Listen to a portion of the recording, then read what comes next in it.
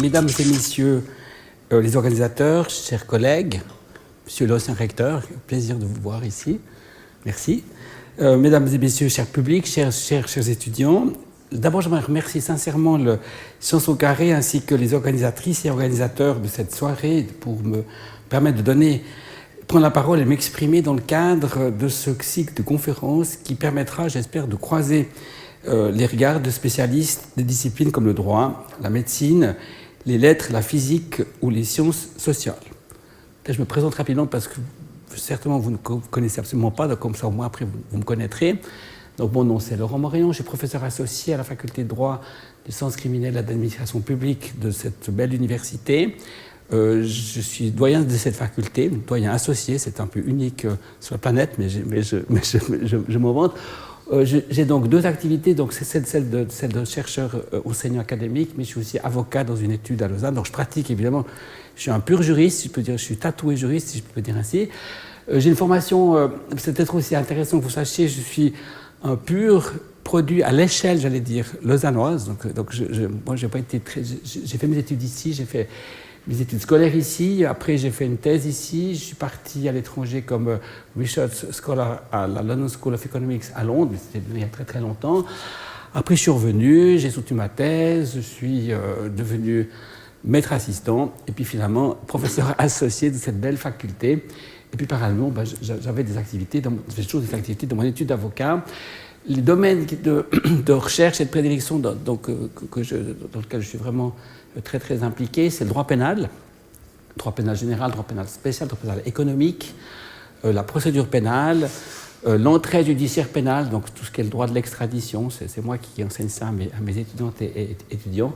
Et puis je fais aussi un peu de droit de la consommation. Voilà un tout petit peu pour vous situer le personnage, mais je vous rassure, on va faire assez peu de droit pénal, donc vous n'êtes pas venu ici pour suivre un cours de droit pénal, mais suivre un cours en fait d'un enseignant qui adore enseigner, il faut dire ce qu'il est, dans un domaine d'un sujet qui n'est pas simple, parce qu'effectivement quand on m'a dit est-ce que vous pourriez faire quelque chose dans l'échelle et le droit, d'abord évidemment comme je ne sais pas dire non, j'ai répondu oui. Puis quand j'ai vu après les autres thèmes, enfin les autres conférenciers qui vont venir après moi, dès la semaine prochaine, notamment j'ai vu qu'il y a un exposé sur l'exposome en santé publique, comment l'environnement influence-t-il notre santé sur le long terme. Je me suis dit, oulala, l'échelle et le droit. Puis après, troisième exposé, mettre le texte en jeu. Peut-être là, ça me paraissait peut-être un peu plus parlant. Après, Big and Small Data, les enjeux des changements d'échelle dans l'exploitation des données numériques. Cinquième exposé, From Atoms to Mountains, Range Jumping Scales in Earth Science. Et puis le dernier exposé que j'ai trouvé merveilleux, le titre, La guêpe de la Tanzanie a une ouverture alaire de moins de 1 mm, un albatros de 3,6 mètres. Les deux savent voler comment? Alors je me suis dit évidemment, fort de cette diversité d'exposés, quel est finalement le fil conducteur, quelle est finalement la ligne rouge? Vous verrez que ce n'est pas toujours facile, mais en tout cas j'espère que je vais finalement en tout cas pouvoir vous aider à mieux comprendre. Vous qui n'êtes pas juriste, enfin, j'imagine que personne n'est juriste dans cette salle, je ne sais pas s'il y a un juriste concurrent dans cette salle, mais ce n'est pas le cas. Donc pour moi l'exercice sera d'autant plus redoutable que je m'adresse à un public évidemment de véritables néophytes, et puis qui doit évidemment certainement dire le droit c'est pas pour moi, c'est toujours une science, ouvrez les guillemets, d'emmerdeur, fermez les guillemets, de pinailleur, etc. Vous verrez que c'est extrêmement varié, puis je vais essayer dans cet exposé d'un peu illustrer, notamment à travers l'échelle. Alors, donc, le cycle de ces conférences, c'est pour le thème « Changer d'échelle ». J'ai vu qu'il y avait plusieurs questions qui se posaient, puis qui se posaient aussi à moi quand j'ai préparé cette intervention. Tout d'abord, c'est comment l'échelle d'observation d'un phénomène peut-elle influencer la recherche, j'allais dire ici, et la pratique, pour notamment juriste. Deuxième question, c'est à quelles conditions est-il possible de passer d'une échelle à une autre? Alors ça, c'est très juridique, vous allez voir pourquoi après. Troisième question, c'est quel rôle joue l'instrumentation, la modélisation et les outils numériques? Alors ça, c'est effectivement aussi vrai notre sujet, vrai qu'aujourd'hui et peut-être demain, on vivra peut-être d'autres échelles que celles que l'on connaît tout à fait traditionnellement. Alors, en guise d'introduction, ce que j'aimerais peut-être dire, c'est que le sujet pour moi il reste quand même très très délicat. Donc je rappelle le titre, c'est « Notion d'échelle en droit d'une pratique consensuelle à une pratique digitale ». Donc on va évidemment on va aller gérer dans un spectre à large échelle, essayer de répondre à toutes ces questions. Le sujet est délicat, vous savez que les juristes sont souvent les artistes de la précision ou les artisans de la précision. Je dirais pour certains les orfèvres d'une solution qui se veut pratique et souvent individualisée. On passe toujours du cas général au cas particulier. Donc ici, comment est-ce que le juriste peut se passer ou ne pas se passer précisément d'échelle dans l'interprétation, notamment quand on parle d'interprétation d'une règle, d'une loi, d'une norme, on est toujours dans l'infiniment grand, et puis quand on applique la solution à la personne ou au justiciable, on est évidemment ici dans l'infiniment petit. Donc la question qui s'est posée à moi, c'est de dire, et qui se pose ici, c'est en quoi l'échelle dans le droit apporte un soutien aux juristes dans la résolution du conflit. Parce qu'évidemment, le droit, s'il n'y avait pas de conflit, il n'y aurait pas de juriste, s'il n'y avait pas de juriste, il n'y aurait pas de professeur à la faculté de droit. Il y a toujours un conflit, évidemment. Donc, autrement dit, comment est-ce que le juriste peut ou ne peut pas se passer d'échelle au pluriel ici dans la résolution des conflits? Vous savez que le droit, mais de façon très générale, est une science qui est axée sur l'être humain, dans son individualité. Bien souvent, pour résoudre un problème, même individuel, il y a lieu de se référer à des échelles préétablies. Vous verrez que, notamment en droit du travail, je vais vous montrer ce que c'est ce qu'on appelle l'échelle bernoise. Pour les fonctionnaires, certains sont dans cette salle, on parle évidemment de classes, d'échelles. Vous voyez ici, c'est un peu difficile de ne pas imaginer des échelles par rapport à la fonction publique. En matière de contravention, vous qui avez tous un permis de conduire, j'imagine, et puis qui souvent conduisez, il est vrai qu'il y a des échelles de contravention. Qu'est-ce que ça coûte d'avoir eu malheureusement un flash ou de ne pas s'être bien parqué, etc. Donc il y a vrai qu'ici le droit ne peut pas faire autrement que de résoudre par des véritables échelles. Quelles sont les échelles en matière de prise en charge pour l'assurance invalidité? À quelles conditions est-ce qu'on va calculer? Quel est le pourcentage du montant d'une rente? Et puis aussi, quelle est l'échelle en matière de dommages et intérêts? Vous avez subi un accident, vous êtes longuement atrophié dans votre capacité de pouvoir travailler ici. Comment est-ce qu'on calcule la rente ici d'incapacité ou de capacité partielle? Voilà un petit peu ces questions que je vais aborder avec vous. Je vous rassure extrêmement, de façon très très générale, parce qu'ici il ne s'agit pas d'un discours juridique, comme il ne s'agit pas de résoudre des cas minutes. Donc si après il y a des questions, je ne répondrai pas à des cas particuliers. Ne me demandez pas de calculer une rente AI tout à l'heure, c'est beaucoup plus compliqué que ça évidemment. Donc ça prenait un certain temps. Alors peut-être aussi, donc échelle, on parle d'application d'échelle chez les juristes, c'est une application toujours assez consensuelle. Qu'en est-il avec la numérisation et la digitalisation des données? Ici, est-ce qu'on va vers un droit robotisé? Vous allez voir, je vais vous donner deux, trois exemples. Quelle sera la notion d'échelle de demain? Ou autre question, est-ce que le justiciable va finalement saisir les tribunaux ou est-ce qu'il va simplement se rallier à la solution qui aurait été indiquée par le robot judiciaire? Et ici, peut-être là, on va un peu changer d'échelle dans cette dernière partie de mon exposé. Voilà donc le parcours assez peu juridique, je vous rassure, que je me propose de faire avec vous aujourd'hui. J'aurais évidemment pu intervenir comme juriste puis être beaucoup plus formaliste. Ce qu'on peut dire, écoutez, tout ce qui est droit, c'est une échelle à trois échelons. Premier échelon, c'est un tribunal de première instance, premier arrondissement. Deuxième échelon, c'est une cour d'appel. Troisième échelon, c'est la Cour suprême. Ça aurait été un tout petit peu réducteur, évidemment que ce n'est pas du tout le propos que je voulais voir avec vous aujourd'hui. J'aurais aussi pu être très très technique parce que le terme d'échelle, ce n'est pas dans l'acception qu'on va voir maintenant, mais l'acception peut être extrêmement limitative. Ici, par exemple, j'aurais pu vous parler de ce qu'on appelle la servitude d'échelle. Qu'est-ce que c'est qu'une servitude d'échelle? Eh bien, en fait, c'est le droit pour le propriétaire d'un mur ou d'un bâtiment contigu au fond de son voisin de poser le long de ce mur ou de ce bâtiment chez son voisin une ou des échelles pour procéder à la réparation ou à l'entretien de son bien fond. Évidemment, ici, c'est pas, je rassure, on ne va pas faire du code civil ici, donc on va vraiment rester dans l'échelle au sens large, évidemment, du terme. Donc, je voudrais dire peut-être ceci, peut-être les questions que je vais partager avec vous se résument en fait à trois questions générales. La première, c'est de se demander, existe-t-il une échelle ou des échelles en droit? Première question. Deuxième question, si oui, est-ce que le juriste ou le droit peut-il se passer d'une échelle? Puis troisième question, c'est quel est l'avenir des échelles dans l'ère numérique? Voilà un petit peu dont je vais vous entretenir dans un exposé qui, je l'espère, ne va pas trop dépasser 45 minutes afin qu'on ait quand même le temps de répondre à des questions à l'échelle de cette salle, si je peux le dire ainsi. Alors, comme je suis un juriste, moi j'aime bien qu'il y ait des tables des matières, parce que c'est mon côté un petit peu normatif, je suis désolé. On me reproche toujours qu'il y ait beaucoup trop de thèmes. On va me dire, mais non, mais attends, là, il y a 14 points, il est complètement fou. Il ne l'est pas, je vous rassure, parce que vous voyez, certains points sont relativement courts. Ce que je voulais voir avec vous, tout d'abord, c'était, parce que vous n'êtes pas des juristes, peut-être quelques propos introductifs sur qu'est-ce que c'est que le droit, comment ça fonctionne, quelles sont les composantes du droit. Deuxième propos, je voulais voir notion d'échelle et de droit. Est-ce qu'il y a des affinités? Vous allez voir qu'évidemment oui. Après, je voulais prendre quelques échelles, donc des exemples d'échelles en droit, puis après, quelques exemples d'échelles en droit public et administratif. J'expliquerai évidemment ce que c'est que le droit public et administratif. Après, en droit pénal. Après, en droit privé, droit des obligations.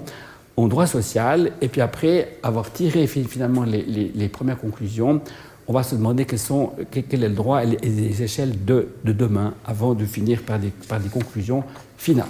Voilà un tout petit peu ce que je vais faire un peu comme tour d'horizon maintenant. Premier point, donc, c'est évidemment ce qu'on appelle la notion de droit. Qu'est-ce que ça veut dire? Donc, autrement dit, surtout pour vous, parce que vous n'êtes pas des juristes, d'abord, qu'est-ce qu'on entend par le droit? C'est-à-dire, ça vous ramène peut-être à des cours que vous suiviez à l'époque au gymnase ou même au collège. Très rapidement, qu'est-ce que c'est que le droit? C'est l'ensemble de règles qui régissent la conduite de l'être humain en société, ainsi que les rapports sociaux.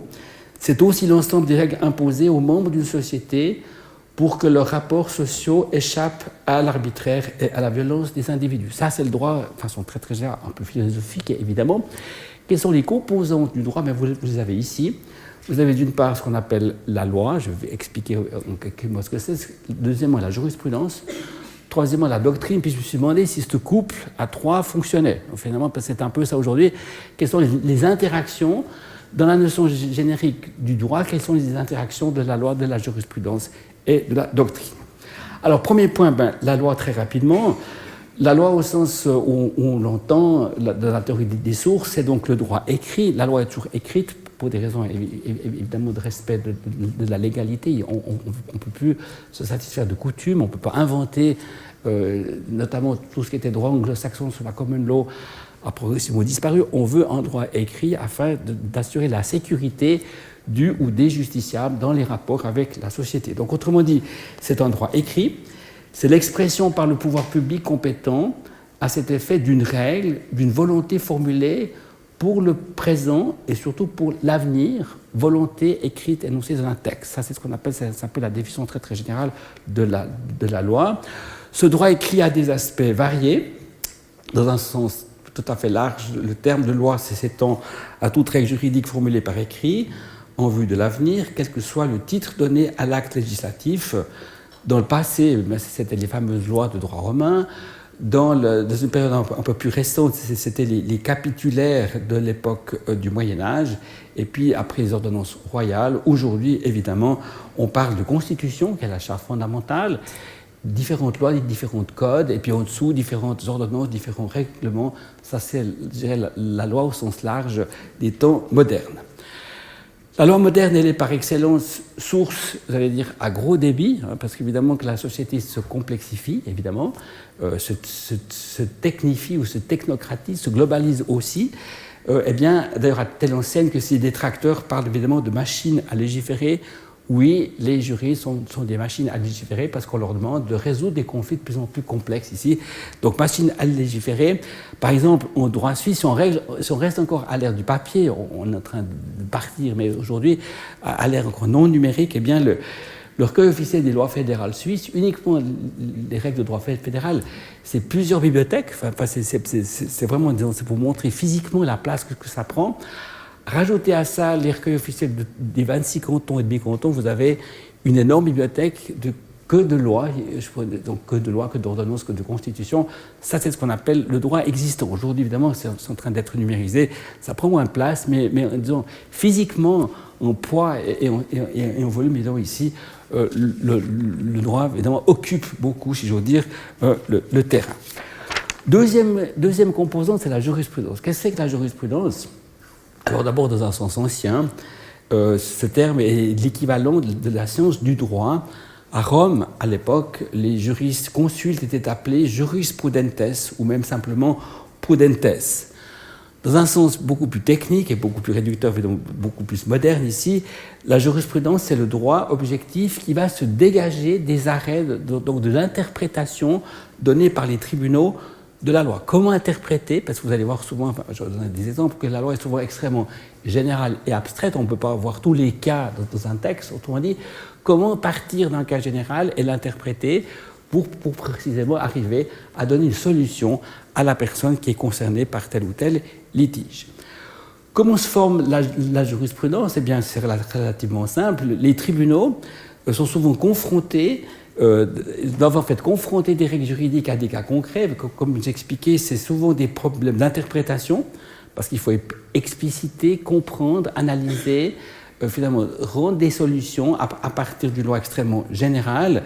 Souvent, d'ailleurs, en plus, il faut quand même le dire, en Suisse, nous avons quand même une loi en 3 langues, qui sont le français, l'allemand et l'italien. Donc, on dit comment concilier ça? Eh bien, ici, la jurisprudence permet l'interprétation et la fixation d'une règle d'interprétation à partir d'un thème relativement large et abstrait, qui est précisément le texte légal qu'il faut précisément expliciter. Donc, tout naturellement ici, eh bien, un tribunal va essayer d'appliquer, de dire comment bien appliquer, comment mieux appliquer dans un droit peut-être un peu plus désirable. Et puis, finalement, ce qu'on se rend compte, c'est que souvent, eh bien, quand la jurisprudence se développe, c'est surtout dans un souci de continuité. C'est un peu une condition de la justice, c'est qu'on n'ait pas des décisions éparpillées et contradictoires. Autrement dit, la jurisprudence cherche avant tout à synthétiser précisément et à finalement partir de petits cas concrets pour en fait faire ce qu'on appelle de véritables cases, donc autrement dit des cas de principe ici, et je dirais aussi de recours en recours.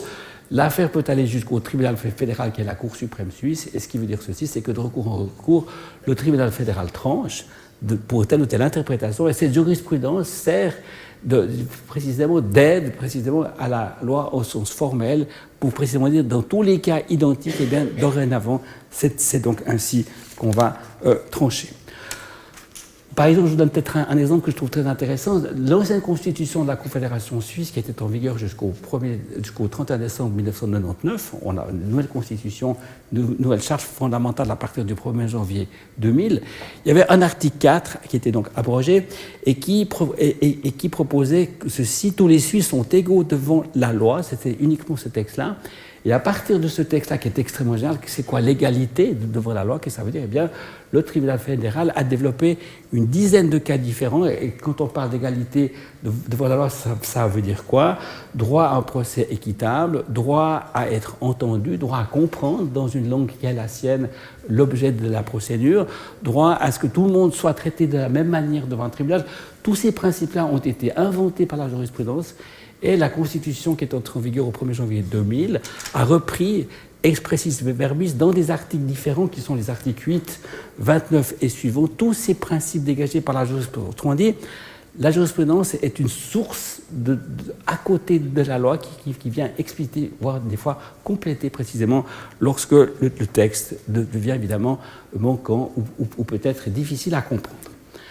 Troisième côté, c'est précisément la doctrine. Qu'est-ce que c'est que la doctrine? Eh bien, c'est l'œuvre des jurisconsultes, des commentateurs ou des auxiliaires, je peux dire ainsi, des auxiliaires scientifiques qui forment ce qu'on appelle la science du droit. Il faut bien aussi qu'en matière non seulement académique, mais aussi en termes de praticiens, il faut aussi qu'on puisse analyser comment est-ce que le droit s'est formé, comment est-ce que la jurisprudence a été rendue. Et dans ce contexte-là, c'est précisément l'œuvre de la doctrine de publier notamment des articles critiques, des articles ou des ouvrages de compilation, des commentaires explicites qui, par exemple pourraient commenter chaque article de tel ou tel code afin que le lecteur, le juriste, le praticien, le justiciable aussi, puisse comprendre comment tout ça fonctionne. Alors évidemment, le rôle ici de la doctrine, il est essentiel parce qu'en fait, ce sont ces spécialistes-là, ces scientifiques-là, qui vont scruter le droit actuel, qui vont chercher un peu à l'organiser, si je peux dire ainsi, à voir en quoi ça forme tout ça en ensemble cohérent et logique, et surtout à critiquer, comme à chercher à proposer des solutions pour l'améliorer. Autrement dit, la doctrine exerce une influence très très importante sur la législation. La critique doctrinale peut amener la modification de lois qui s'avèrent dans leur application maladroite, injuste, imprécise, parfois désuète. C'est le rôle de la doctrine de dire, mais attention, ici, on va peut-être droit dans le mur, il faut peut-être modifier tel ou tel texte, de telle ou telle loi ou de telle ou telle ordonnance. Cette doctrine influence aussi la jurisprudence. On peut critiquer, le scientifique juridique peut critiquer la position prise par le tribunal fédéral dans tel arrêt de principe et peut amener précisément la Cour suprême ou les tribunaux à modifier leur interprétation et à corriger ce qui serait peut-être une jurisprudence peut-être beaucoup trop désuète, par exemple. Et bien ici, c'est le rôle précisément de la doctrine. D'où précisément loi, jurisprudence et doctrine. C'est pour ça que je vous ai mis, c'est un peu provocateur, mais est-ce que c'est un couple à trois ? Alors la réponse, oui, c'est un couple à trois, si on peut dire ainsi, parce que vous voyez bien qu'il y a des interactions, il y a des fusions, si je peux dire ainsi, et puis évidemment qu'on imagine mal que l'un soit moins fort que l'autre. Autrement dit, il y a des espèces de forces, si je peux dire ainsi, des contractions, ou des fois aussi des moments de véritable communion entre loi, jurisprudence et puis doctrine. Il n'y a pas de chef, je peux dire ainsi. Évidemment que en théorie, la loi est évidemment le sommet de tout, mais l'interprétation qu'on peut faire ici, ou les corrections, font que ce couple à trois, si je peux dire ainsi, est composé de trois personnes qui ont une importance tout aussi égale les uns face aux autres. Voilà donc pour le droit. Notion d'échelle, alors ça sera peut-être un peu plus court, je vous rassure. Alors j'ai pris le... je suis allé bêtement dans le Larousse. Moi, j'aime bien reprendre des fois des dictionnaires pour essayer de voir un petit peu quels sont les sens de base. Moi, j'aime bien des fois un peu revenir à la base. Ici, j'ai trouvé 4 sens.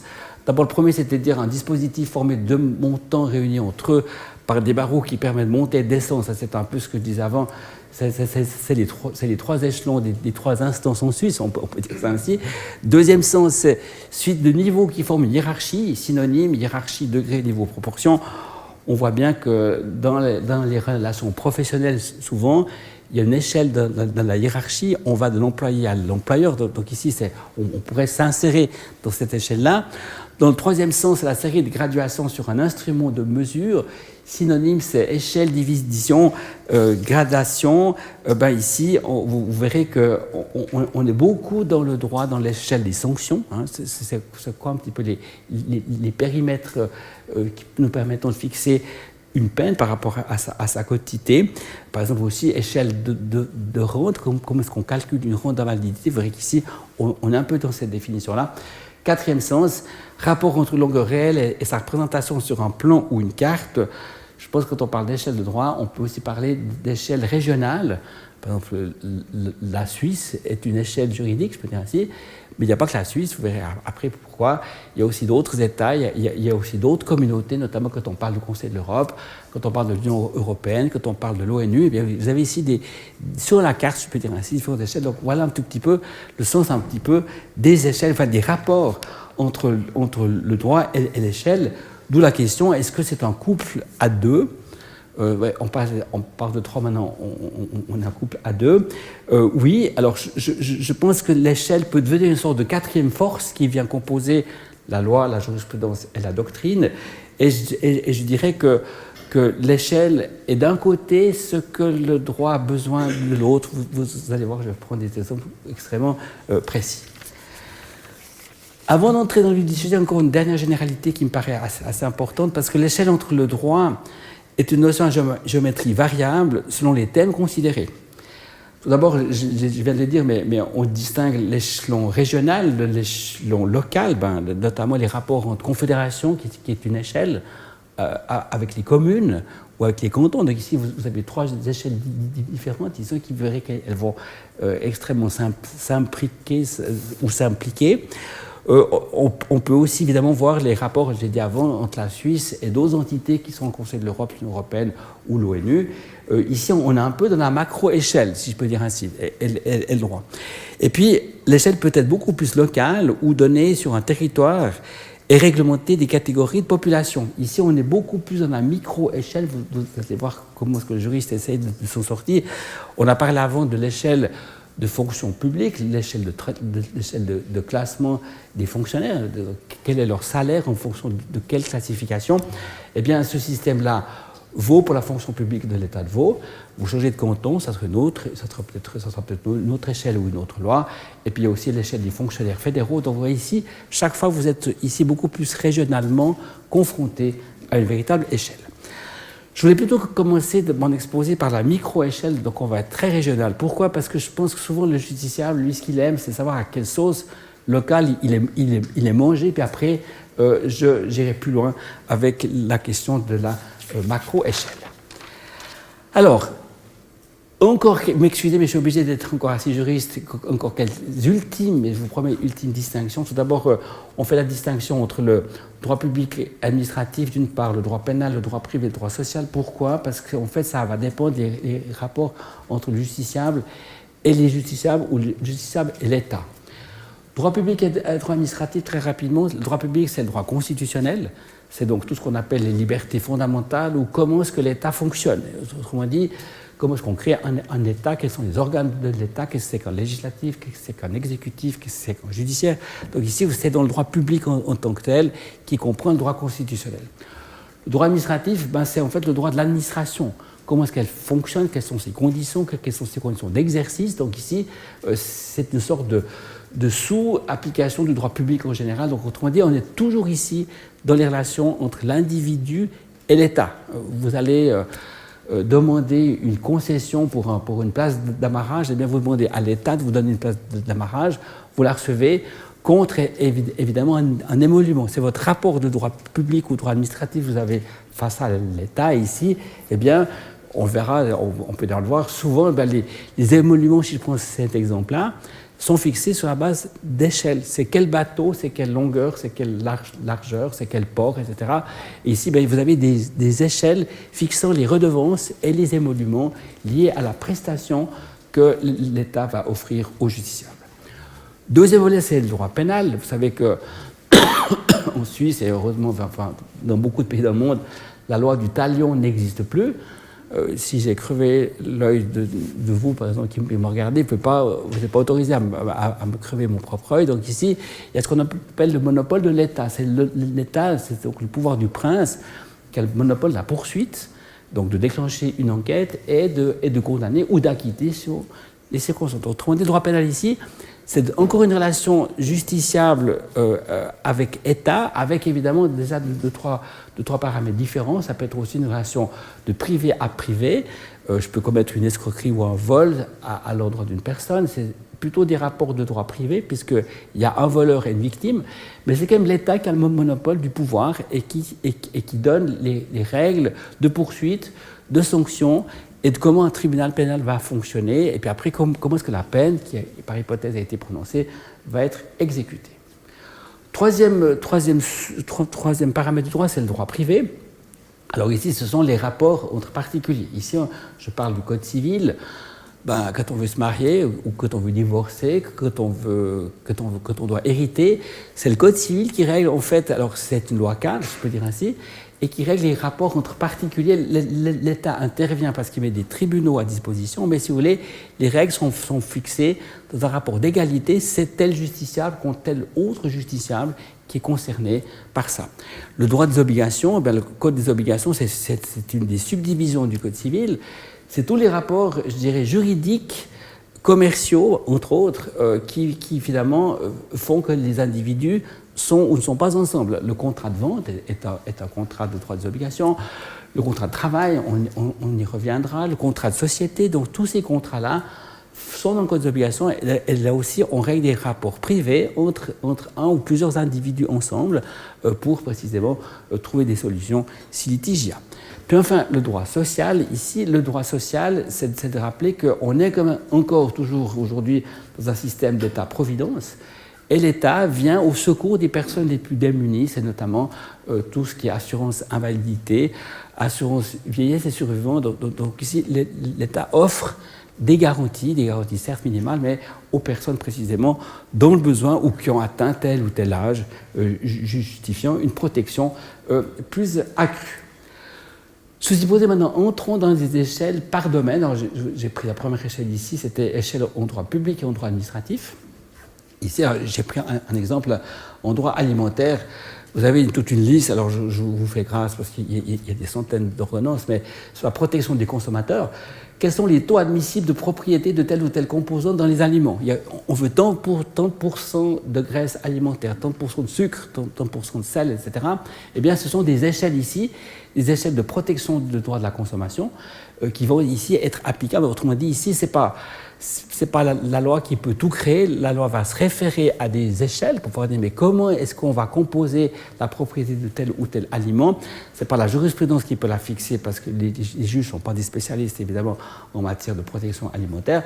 C'est pas la doctrine qui sont des scientifiques, mais c'est pas eux qui sont évidemment des spécialistes en droit alimentaire. Autrement dit, ici, on a des ordonnances qui se réfèrent à des échelles permettant finalement de définir à quelles conditions le produit mis en circulation, le produit ici alimentaire, respecte les normes et donc licite et donc autorisé. Ce qui veut dire qu'à défaut, là où l'échelle n'est pas respectée, eh bien, le produit devrait être retiré du marché, entraînant peut-être la responsabilité pénale de celui qui l'a introduit, que ce soit le fabricant ou précisément le véritable le revendeur ou la personne qui met sur le marché telle ou telle chose. Cette échelle-là, elle n'est pas forcément, suivant les domaines en question, suisse.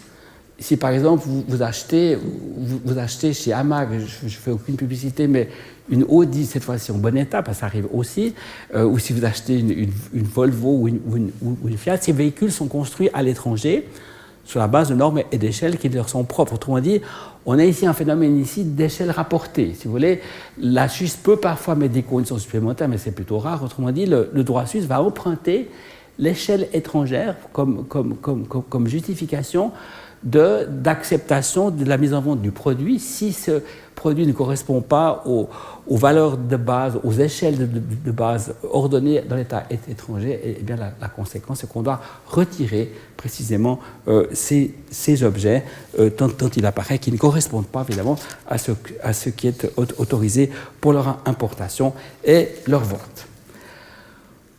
Droit pénal. Droit pénal, c'est un peu plus mon domaine, mais je vais essayer de peu en parler parce que je ne peux pas trop vendre mes domaines de recherche. Mais échelle de droit pénal, je voulais prendre deux exemples que je trouvais assez intéressants.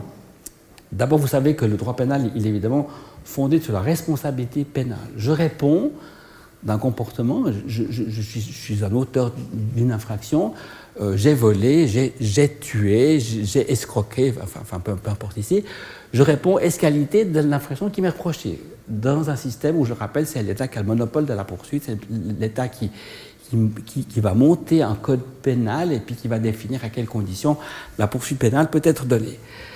Cette responsabilité-là, évidemment qu'elle est calquée sur le fait que je suis responsable. C'est un peu une lapalissade. Qu'est-ce qui se passe si, tout en étant l'auteur d'une infraction, je n'ai pas complètement ma totale capacité de discernement? Quelles sont les règles? Alors ici, vous avez l'article 19 du Code pénal. Ici, alors l'alinéa 1, il est extrêmement clair. Il dit l'auteur ne peut pas être punissable si, au moment d'agir, il ne possédait pas la faculté d'apprécier le caractère illicite de son acte ou de se déterminer d'après cette appréciation. Ça veut dire quoi? C'est que vous ne pouvez pas punir une personne qui est irresponsable. Vous pouvez lui ordonner, vous pouvez la placer pour poursuivre, disons, des soins particuliers, des soins médicaux appropriés, mais elle ne peut pas faire de la prison, on ne peut pas la condamner à une sanction, elle ne peut pas être condamnée à une peine privative de liberté ou à une amende ici. Dans cette perspective-là, l'irresponsabilité a pour conséquence l'impossibilité d'être accessible à une sanction. Me dire, mais là, où est l'échelle? Je vous rassure, ici, il n'y en a pas. L'échelle, vous allez la trouver à l'alinéa 2, qui dit ceci: le juge atténue la peine si, au moment d'agir, l'auteur ne possédait que partiellement la faculté d'apprécier le caractère illicite de son acte ou de se déterminer d'après cette appréciation. Ici, on est en présence d'une personne qui a commis une infraction, qui a quand même un vague surmoi qui s'est rendu compte qu'il ne devait pas la commettre, mais finalement, il n'a pas les freins nécessaires suffisants, donc c'est pour ça que je disais, il a vague surmoi parce qu'il ne peut pas s'empêcher de commettre ça. Et le commettant, évidemment, il exprime un peu dans sa souffrance ce qu'il ne devrait pas faire, je peux dire ça. Donc, autrement dit ici, en présence d'un auteur qui reste responsable, mais dont la responsabilité est diminuée, la question c'est comment fixer la sanction. Alors ici, L'échelle, finalement, que les pénalistes ont finalement suivie est la suivante. Tout d'abord, qui c'est qui peut déterminer si une personne a une responsabilité pénale diminuée et quelle est la quantité de ces diminutions? C'est pas le juriste parce qu'il n'est pas expert, mais c'est évidemment un expert. Il y aura une expertise qui sera confiée à un expert qui sera en fait un psychiatre spécialisé en matière d'expertise et qui va arriver dans son échelle à lui à la conclusion suivante: soit l'auteur est complètement responsable, à ce moment-là, il n'y a pas de diminution, soit il est légèrement responsable, moyennement responsable ou fortement responsable. Et ici, quand on a ces conclusions de l'expert, eh bien, nous, on va se demander, comme juriste, à quoi ça correspond comme taux de diminution. Alors ici, dit le tribunal fédéral, c'est les arrêts que je vous ai cités ici, le tribunal fédéral dit, lorsque la diminution est légère, eh bien, on peut diminuer la peine qui serait normalement fixée à l'auteur de l'infraction de 25%. Lorsque la responsabilité diminuée est moyenne, c'est 50%. Lorsqu'elle est forte, on peut aller jusqu'à 75%. Là, vous avez ici une cohérence entre une échelle médicale qui va déterminer le degré évidemment d'altération, et ici une réponse juridique ici, la sanction. Alors c'est peut-être très mathématique, enfin, je parle de mathématicien, mais la sanction, eh ben, c'est en fait une diminution en pourcentage de façon à s'assurer. Et pourquoi est-ce qu'ici on recourt à une échelle? C'est ici, et pourquoi l'échelle est importante, c'est pour assurer l'égalité de traitement. Ici, toute personne en Suisse dont la responsabilité est légèrement diminuée a droit à une réduction de 25%, quel qu'il soit, homme, femme, suisse, étranger, détestable, adorable, enfin peu importe ici. Dans tous ces cas-là, vous avez ici un principe d'égalité. L'échelle en tant que telle est imposée ici, non pas par la loi, non pas par la doctrine, mais ici par la jurisprudence, ici, de façon à ce que toute personne soit traitée de la même manière, quel que soit le type d'infraction commise ou le type de comportement qu'on peut lui reprocher.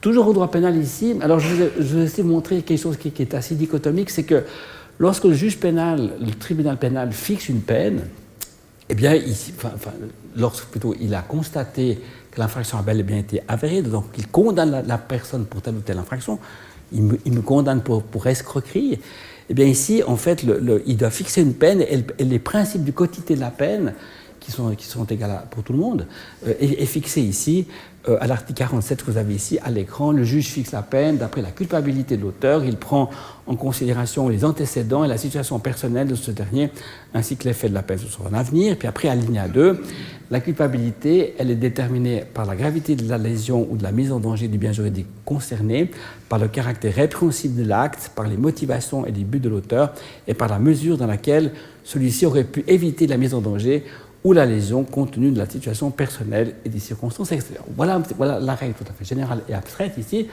Elle ne nous dit pas s'il faut mettre 2 ans, 3 ans ou bien une amende de 50 francs, parce que ici, c'est le rôle du magistrat de s'adapter en fonction de la situation personnelle propre à l'auteur. Alors, ici, on s'est dit, cette règle s'applique aussi bien pour une simple contravention, vous avez grillé un feu rouge, mais ça s'applique aussi pour un simple vol, ça s'applique aussi pour une escroquerie, ça s'applique aussi pour un meurtre ou un assassinat.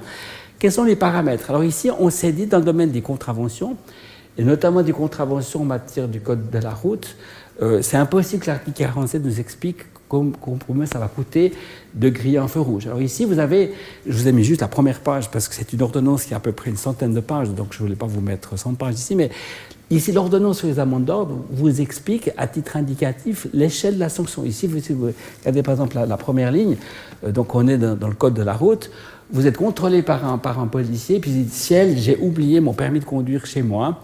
Mais ici, vous avez la réponse, c'est 20 francs. Ici, vous avez une échelle de prix, si je peux dire ainsi. Et en fait, cette échelle, elle est en fait indicative, donc ça paraît un peu dichotomique par rapport à la règle de l'article 47 CP. Pourquoi est-ce qu'elle ne l'est pas? Parce que quand vous recevez une amende de 20 francs, c'est toujours au verso de cette amende, c'est marqué délai de réflexion. Et puis on se dit, mais délai de réflexion, j'ai compris. Enfin, ben oui, presque il met ça. Ben oui, j'ai bon mon permis, ben oui, j'ai compris. Qu'est-ce que ça veut dire, le délai de réflexion? Vous avez 10 jours pour ou bien accepter l'échelle ici, ça coûte 20 francs, hein, parce que ça vaut 20 francs, évidemment, c'est une contravention, ou pour la contester. Vous pourriez dire, mais écoutez, je suis parfaitement conscient que je n'avais pas mon permis et je ne conteste pas, mais il s'est trouvé que ce jour-là, je devais absolument, de toute urgence, amener ma grand-maman à l'hôpital. Je n'ai pas eu le temps de prendre mon permis qui était posé sur la commode de la salle à manger. Donc ici, vous invoquez ce qu'on appelle une situation d'état de légitime de défense. Dans les 10 jours, vous avez contesté ces 20 francs et peut-être que le juge dira, vu les circonstances, il n'y a pas d'amende parce que vous n'êtes pas en état de vous rendre compte que vous commettez une infraction. Donc ce qu'on dit, vous avez ici une échelle qui est proposée à titre indicatif, à titre de négociation, c'est le tarif que le Conseil fédéral ou le Parlement a fixé pour dire, ben voilà, tel permis qui manque, c'est 20 francs, tel passage comme piéton vous avez franchi au rouge, c'est peut-être 10 francs, etc. Toutes ces propositions-là, vous les prenez ou pas, mais il a bien fallu se référer à une échelle précisément pour fixer, pour interpréter un tout petit peu comment appliquer l'article 47 que vous avez ici. La culpabilité est déterminée par la gravité de la lésion, ce n'est pas très très grave, ça vaut 20 francs. Vous pouvez discuter, mais si vous n'avez pas d'argument, ben voilà le tarif auquel vous êtes ici mangé. Voilà donc pour le droit pénal, je dis que je ne voulais pas faire très très très long. Je voulais prendre aussi alors le droit privé. Le droit privé ici, c'est assez intéressant aussi.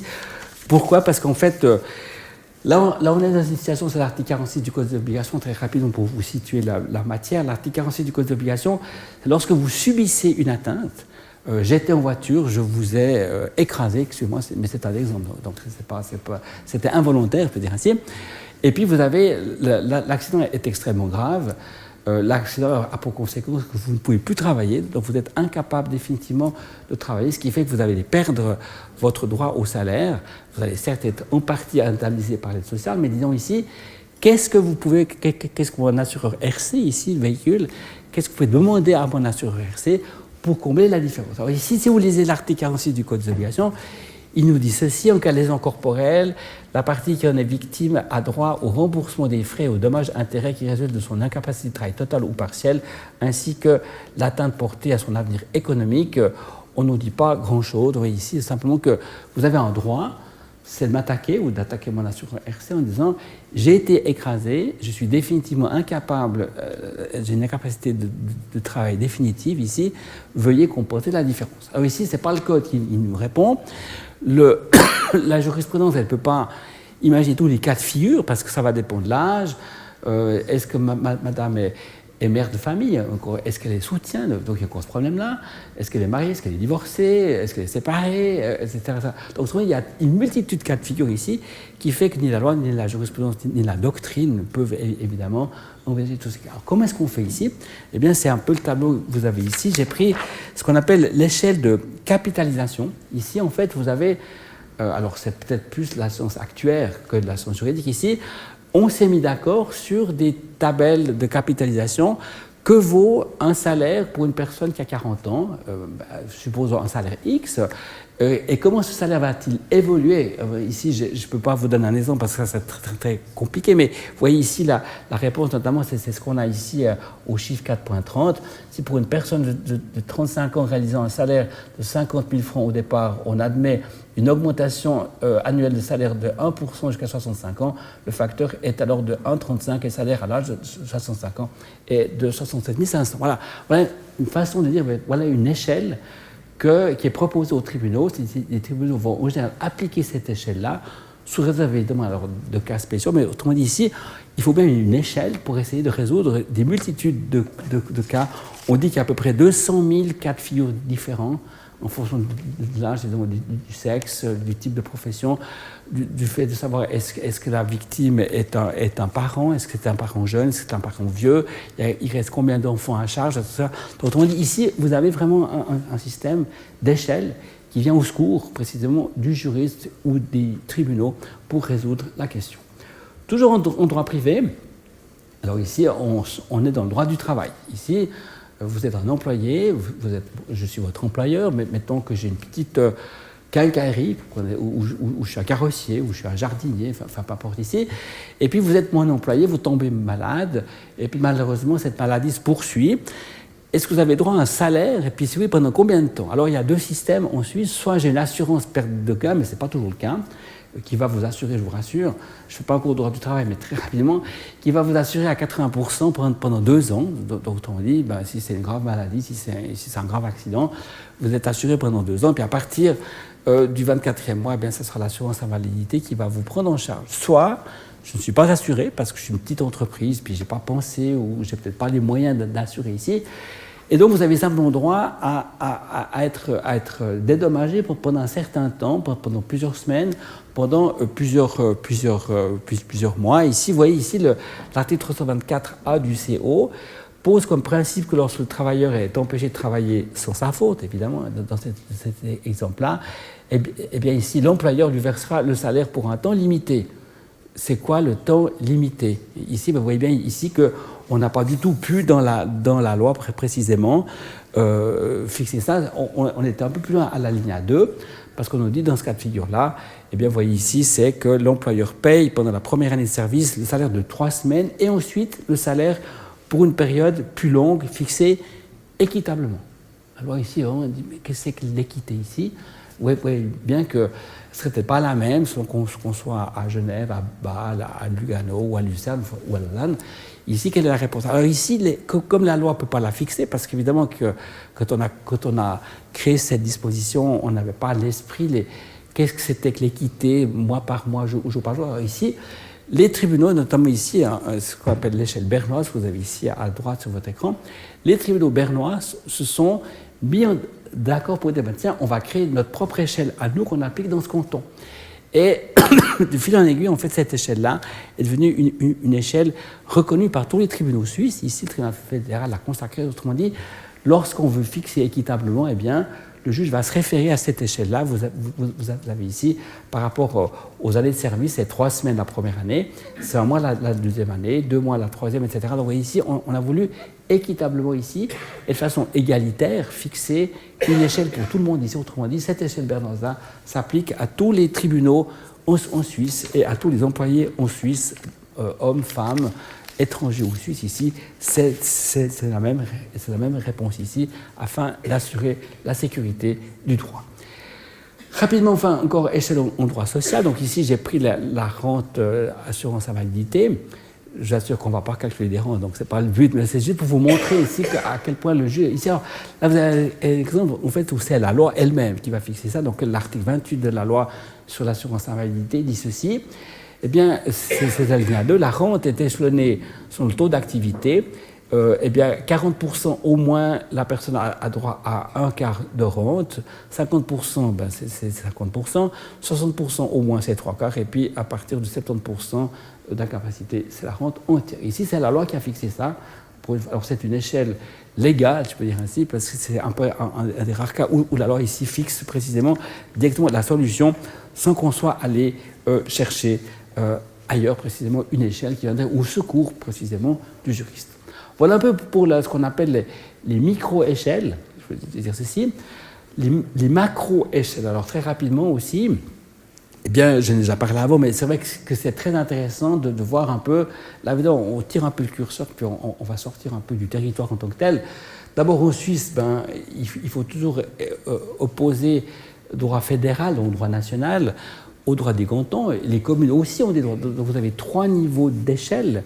Le droit communal qui va fixer sa planification, c'est un plan de quartier. Le droit cantonal, les cantons peuvent, dans le domaine de leurs compétences qui leur sont réservées précisément, décider comment est-ce qu'on va appliquer leur droit sur le territoire. Et puis enfin, on suit évidemment le droit de la Confédération, qui lui, ça s'applique à l'échelle de tout le territoire de la Confédération. Donc ici, 3 niveaux de collectivité publique et 3 niveaux d'échelle, parce que 3 niveaux de législation. En dessus, parce que dans la Suisse, indépendamment des votations qu'on aura au mois de novembre prochain, mais ce n'est pas du tout le but, mais la Suisse ne peut pas être seule, elle ne peut pas être une sorte d'île toute seule. Ici, elle doit évidemment aussi coopérer avec d'autres entités qui sont notamment des pays ou des organisations régionales, comme par exemple le Conseil de l'Europe. Le Conseil de l'Europe, c'est une institution qui est composée de 46 États membres, qui composent toute l'Europe. Ce n'est pas l'Union européenne, hein, c'est encore autre chose, mais la Suisse est membre du Conseil de l'Europe, comme l'est le Portugal, comme l'est l'Italie, comme l'est la Russie, comme l'est l'Ukraine. Et en fait, ce Conseil de l'Europe établit, rédige et soumet à la ratification des pays membres des conventions. Ici, une convention qui est très connue, c'est la Convention européenne des droits de l'homme. Cette convention, lorsque l'État membre l'a ratifiée, eh bien, l'État membre, dont la Suisse ici, va importer à l'échelle nationale ici les droits qui découlent de la Convention. Et ici, notamment les droits de la Convention qui sont très importants, c'est notamment l'article 3 de la CEDH, c'est le droit à la dignité humaine.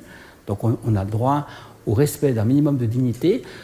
En Suisse, ici, donc c'est l'importation de l'échelle régionale à l'échelle suisse. Eh bien, que vous soyez malade, que vous soyez détenu, vous avez droit à un minimum de dignité, de respecter votre personnalité. Vous avez droit, c'est l'article 5, à un tribunal qui doit statuer sur le bien fondé de votre mise en détention. Ça, c'est des règles qui ont été importées de l'échelle régionale à l'échelle suisse. Vous avez l'article 6, c'est le droit à un tribunal indépendant et impartial. Donc, on a importé des règles de protection pour assurer la protection du justiciable dans un procès, que ce soit un procès pénal, un procès civil, un procès administratif ou un procès social. Et puis enfin, vous avez l'article 8, c'est le droit à la protection familiale. Donc ici, vous sortez complètement de l'échelle suisse et vous ramenez des principes ici, dans cette échelle-là, du régional précisément au national suisse. Puis enfin, au-dessus, eh bien, vous avez, ou plutôt à côté du Conseil de l'Europe, vous avez le droit de l'Union européenne. Alors, on n'est peut-être pas membre de l'UE, mais on a quand même des accords bilatéraux ici.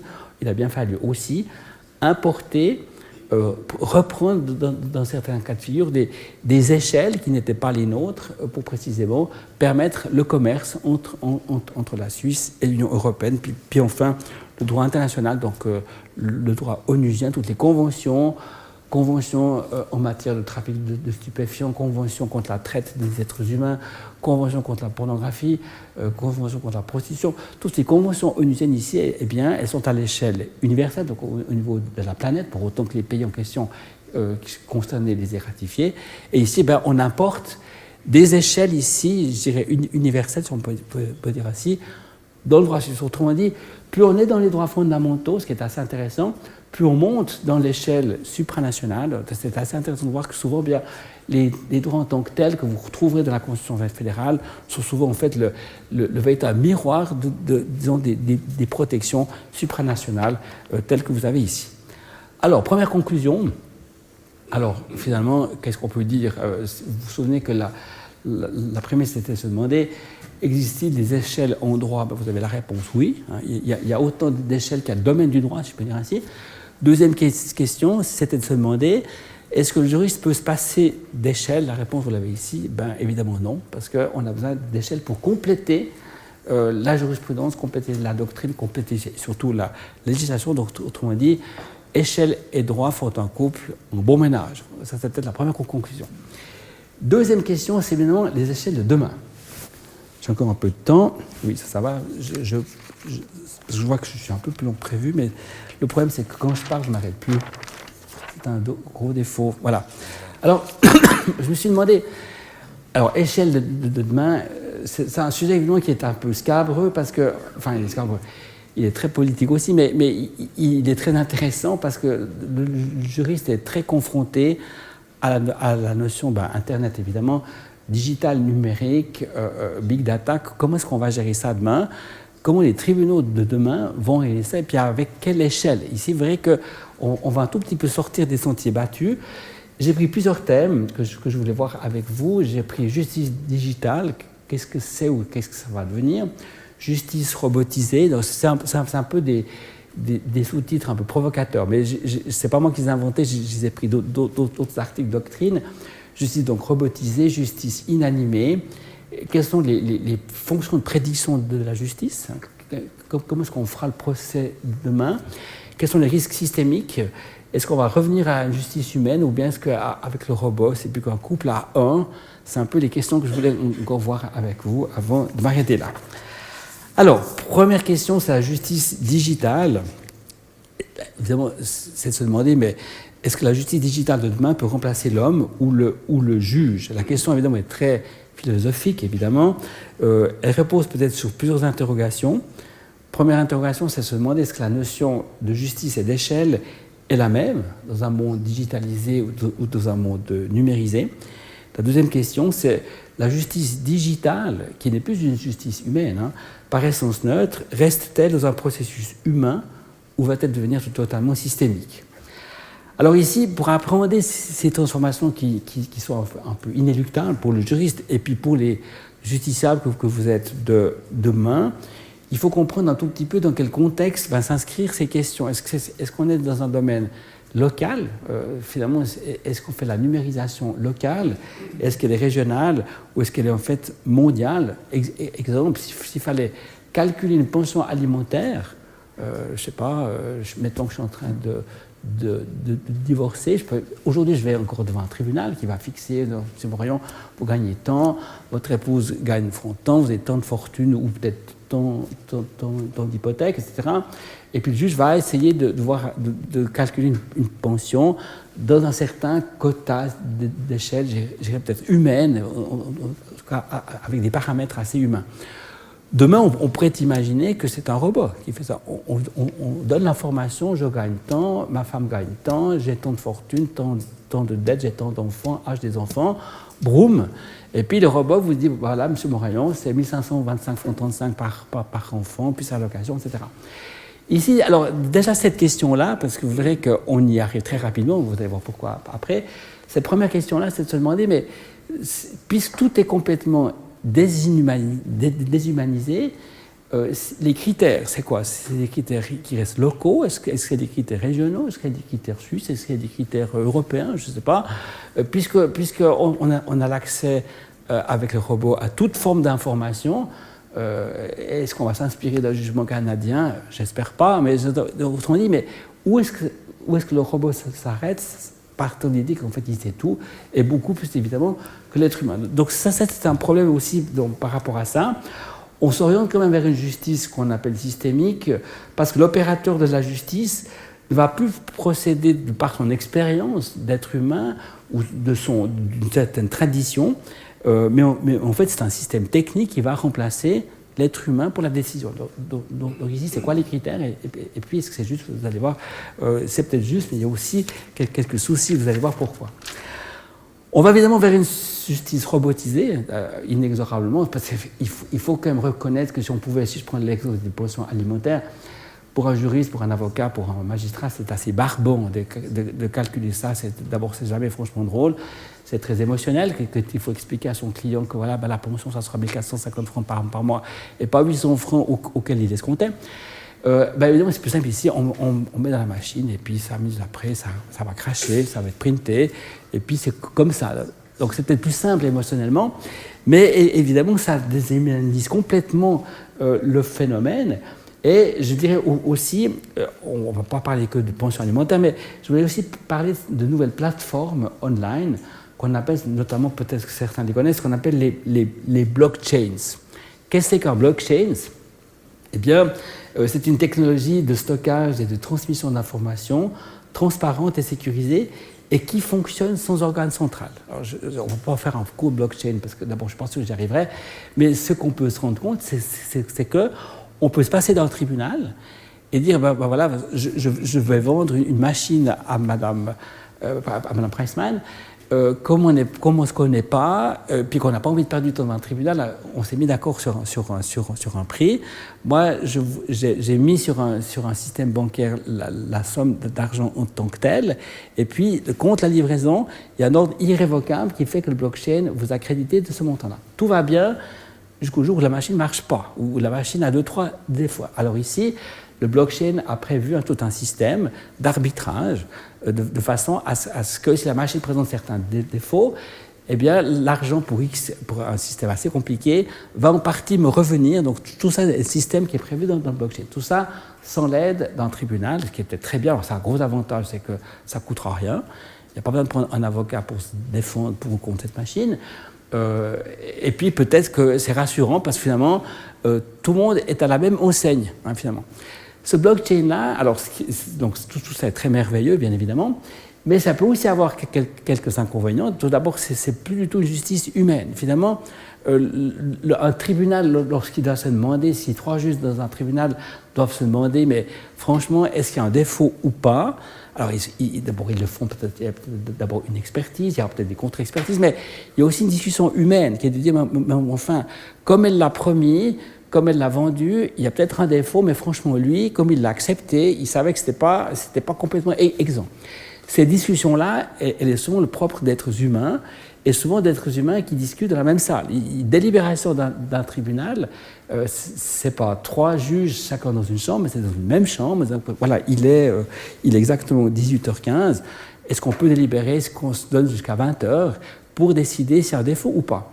Dans le système du blockchain, vous n'avez plus de chambre unique, c'est-à-dire vous avez 3 experts qui sont triés par la machine, qui va vous dire, tiens, il y a un expert, je dis n'importe quoi, mais un expert à Lugano, un à Paris et puis un à Rome. Et puis ces 3 experts qui ne se connaissent pas doivent répondre à la question petit 1, petit 2, petit 3, est-ce qu'il y a un défaut ou pas, etc. etc. Et finalement, c'est la majorité qui va l'emporter. Ici, alors c'est peut-être bien, c'est peut-être juste, c'est peut-être bon marché, mais le gros inconvénient quand même, ici, c'est qu'évidemment, il n'y a plus de justice humanisée, on ne peut pas rediscuter, on ne peut pas tenter de se convaincre entre magistrats, de dire non, mais tu n'as peut-être pas tout à fait raison, parce que ce fameux défaut-là, il n'est pas si consistant que ça, etc. Ici, il n'y aura plus ça du tout. Donc c'est vrai qu'ici, on est dans une situation qui est quand même très robotisée, et j'allais dire aussi qui est très évidemment inanimée. C'est une machine en tant que telle qui va évidemment trier, aussi fixer le cadre des questions. Et cette machine-là, aujourd'hui et demain, comment est-ce que, évidemment, ici, on va pouvoir résoudre? Autrement dit, il n'y a plus d'échelle de rencontre, si on parle d'échelle ici, il n'y a plus d'échelle, je dirais, de symbolique dans la réflexion d'un tribunal ici. On est dans un tout autre cadre d'échelle qui sera, évidemment, ici, complètement au service du droit. Fonction de prédiction à la justice. Alors ici, c'est une grande... Parce que donc, ce qui est très je dirais, excitant dans la justice digitale, c'est de se dire, mais en fait, d'abord, il y a moins besoin d'avocats, donc ça coûtera moins cher. Donc, heureusement, l'accès à la justice est beaucoup plus facile, d'une part. Les tribunaux ne vont pas tellement s'encombrer de ces affaires-là. Pour la plupart, eh bien, ça sera jugé par un robot. Tant mieux. Les juges peuvent peut-être faire autre chose, simplement s'encombrer de calculer, prendre l'exemple des pensions alimentaires ou d'une rente invalidité. Donc, heureusement, on ne va pas pour autant... se débarrasser de ces artisans de la justice, parce qu'on a quand même besoin d'eux. Mais finalement, dans la justice prédictive, c'est plus du tout une justice humaine, c'est qu'en fait, on va se demander, par comparaison, parce qu'on va enregistrer tous les jugements possibles qui ont déjà été rendus dans le même domaine-là, quelle est en général la solution? Autrement dit, vous allez insérer la question, le robot va vous calculer ou va vous donner peut-être une échelle de réponse. Il n'y a peut-être pas une, mais il y a peut-être finalement un certain niveau de réponse. Puis c'est là-dedans que vous allez prendre en tant que justiciable à quelles conditions est-ce que je vais finalement transiger avec mon adversaire. Alors tout ça est très bien, mais il faut quand même se demander quels sont les risques systémiques. Est-ce qu'il y a des risques systémiques en tant que tels? Et moi j'en vois plusieurs. Le premier risque systémique, c'est que comme les tribunaux travailleront de moins en moins, les questions juridiques qui vont se poser n'existeront plus. On mettra dans la machine, et puis on saura que ça vaut tant, telle pension, ça va se calculer à tant, ce qui a pour conséquence ici qu'il n'y aura plus d'interrogation du justiciable par rapport à son propre juge. C'est-à-dire, mais est-ce que c'est sûr que c'est bien 1424-35? Moi j'ai aussi d'autres arguments ici qu'elle n'aura peut-être pas forcément la machine quand elle va calculer. La deuxième risque, c'est que la machine... elle ne saura peut-être pas que la loi en tant que telle va peut-être changer le mois prochain. Alors ici, si elle ne le sait pas, elle continue peut-être à faire les mêmes calculs ici. Et la question c'est, mais peut-être que si elle savait que la loi va changer dans quelques semaines, peut-être qu'elle s'en inspirerait, notamment en droit administratif. C'est ce qu'on appelle l'effet anticipé d'une norme. Le juge peut dire, tiens, la norme va changer dans quelques semaines, j'applique la nouvelle norme plutôt que l'ancienne. Donc ici, est-ce que les robots pourront systématiquement décoder l'évolution de la loi? Ici, c'est peut-être aussi un gros problème. Et puis évidemment que c'est vrai que s'il n'y a plus de tribunaux saisis en tant que tels, c'est un peu comme une sorte de paresse en tant que tel. Les juges peut-être deviendront paresseux. Une fois qu'ils seront saisis, ils diront qu'est-ce que mon robot dit, je n'ai pas envie de changer. Autrement dit, la curiosité judiciaire aussi pourrait évidemment beaucoup en souffrir. Et peut-être que la vraie réponse est de se demander mais est-ce qu'on ne va pas devoir à travers ça ou après ça rechercher une justice beaucoup plus humaine, parce que là, finalement, où tout est digitalisé, peut-être qu'il faudrait que demain, on humanise un tout petit peu la situation pour un peu plus l'adapter. Autrement dit, bien ici, et je finirai par ça ici, c'est un peu un couple à un. Ici, la justice robotisée, on était 3, on était 2, on devient 1. La justice de demain, peut-être que là, il y aura peut-être quelques souffrances à devoir surpasser. Voilà. J'ai fait un peu long, je m'excuse, mais c'est le sujet. Voilà. Excusez-moi pour cette longueur-là. J'espère que ce n'était pas trop compliqué. Ça allait un peu dans différents sens. Merci. Et puis, je suis prêt à répondre à des questions. Je ne donnerai pas des conseils juridiques minutes, mais je répondrai volontiers à des questions sur ce thème-là. Merci.